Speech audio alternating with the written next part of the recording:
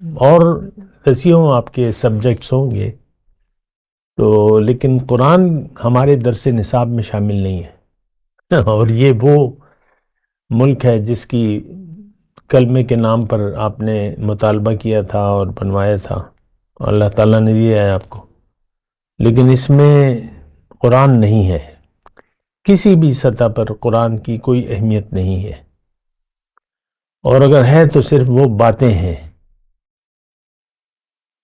تو مثال کے طور پہ آپ کے آئین میں لکھا ہوا ہے کہ کوئی قانون قرآن و سنت کے خلاف نہیں بنایا جائے گا، نہیں ہوگا، لیکن آپ کو پتہ ہے کہ قرآن و سنت کا قانون ہی، قرآن و سنت کے خلاف ہی تمام نظام چل رہا ہے۔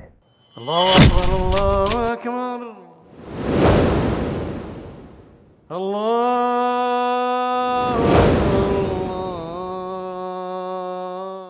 اعوذ باللہ من الشیطان الرجیم، بسم اللہ الرحمن الرحیم۔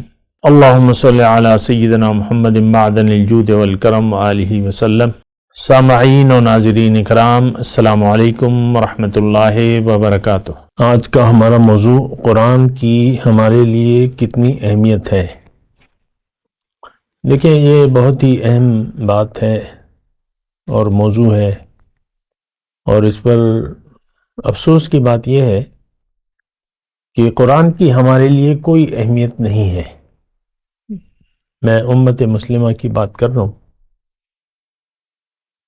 قرآن کی ہمارے لیے کوئی اہمیت نہیں ہے۔ یہاں تک کہ آپ دیکھ لیں، ہماری جو درسی کتب ہے، ایک بچہ 15-16 سال پی ایچ ڈی کی ڈگری لینے تک جتنا بھی عرصہ ہوتا ہے، اس کو اس نصاب میں قرآن نہیں پڑھایا جاتا، ناظرہ بھی نہیں پڑھایا جاتا، اور قرآن فہمی تو بالکل ہی ایک اجنبی سا موضوع ہے۔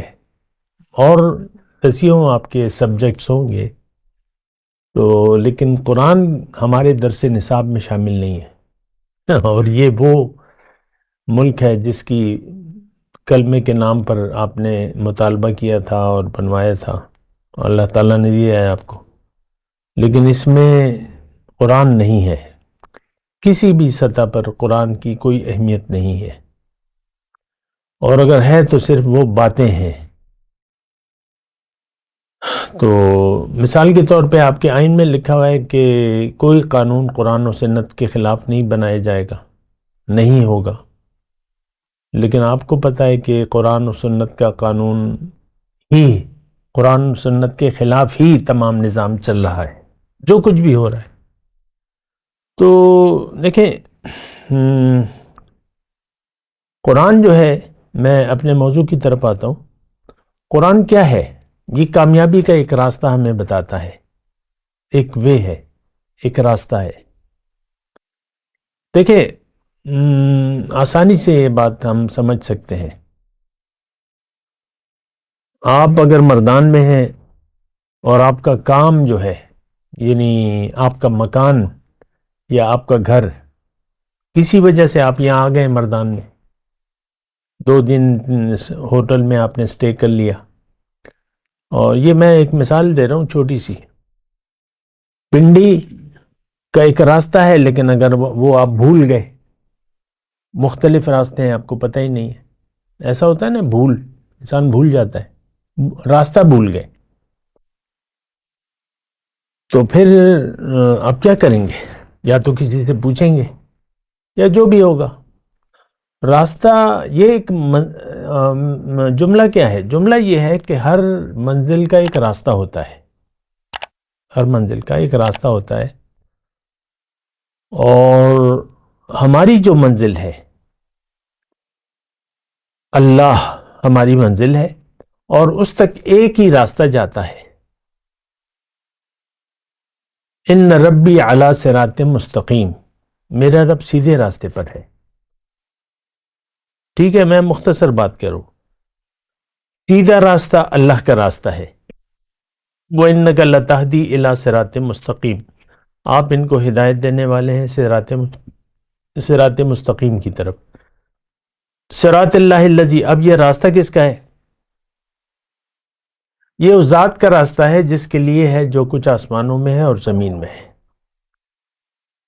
تو یہ ساری باتیں جو میں آپ سے کہہ رہا ہوں، مجھے معلوم ہے کہ آپ کے لیے غیر اہم ہے، کوئی دلچسپی نہیں ہے آپ کی، اور اس کا آپ اندازہ لگا لیں، ہمارے جو کلپس آتے ہیں، جو اس پہ ویوز آتے ہیں، وہ نہ ہونے کے برابر ہے۔ کوئی یہ بات سننے کے لیے بھی تیار نہیں ہے۔ یہ میں جو بات کر رہا ہوں اللہ تعالیٰ کی عطا سے، یہ کوئی بات سننے کے لیے بھی تیار نہیں۔ ہمارے ویوز نہیں ہیں، عام طور پہ ہوں گے، سبسکرائبر ہوں گے یا فالوورز ہوں گے، برائے نام ہے، کچھ بھی نہیں ہے۔ حقیقت میں کوئی طالب نہیں ہے، ہم سب طالبان دنیا ہے، اس کی وجہ یہ ہے۔ اچھا دیکھیں، ہم بات کر رہے ہیں قرآن کی۔ قرآن ہمیں اللہ کا راستہ بتاتا ہے۔ اب اس میں دو باتیں ہیں کہ اللہ کا راستہ آپ کو بتائے گا کون، اور قرآن کی تشریح کون کرے گا آپ کو، یہ بات بھی اہم ہے۔ لیکن میں آپ کو پہلے یہ بتاؤں کہ قرآن ہی اصل ہے اور ایک حقیقت ہے، اور یہ اللہ کا راستہ بتاتا ہے۔ قرآن میں لکھا ہوا ہے کہ ان ھذا القرآن یہدی للتی ہی اقوم۔ قرآن آپ کو اللہ کا سیدھا راستہ بتاتا ہے۔ تو ایک تو یہ بات ہے، کوئی اور کتاب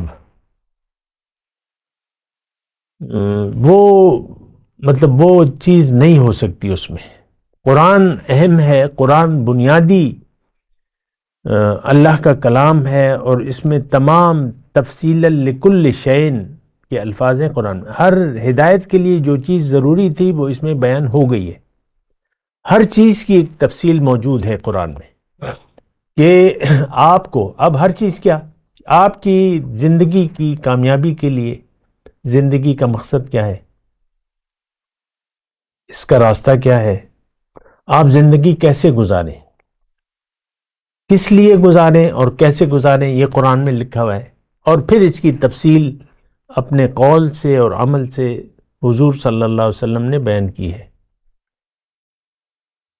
تو دیکھیں، قرآن اور سنت دو چیزیں ہیں، یا قرآن اور صاحب قرآن، الفاظ مختلف ہیں، بات ایک ہے۔ قرآن کو یعنی دیکھیں، میں آپ کو یہ کہہ رہا ہوں کہ اگر آپ نے اللہ تک پہنچنا ہے تو اللہ کے راستے پر چلنا ہوگا۔ اللہ کا راستہ بتایا ہے، اللہ نے خود بتایا ہے، ان علینا للہدیٰ، ہدایت کی ذمہ داری اللہ تعالیٰ نے لے لی ہے، اور وہ قرآن میں ہے۔ اب قرآن لایا کون ہے؟ یہ اللہ تعالیٰ نے حضور صلی اللہ علیہ وسلم کے ذریعے ہمیں یہ پیغام دیا ہے۔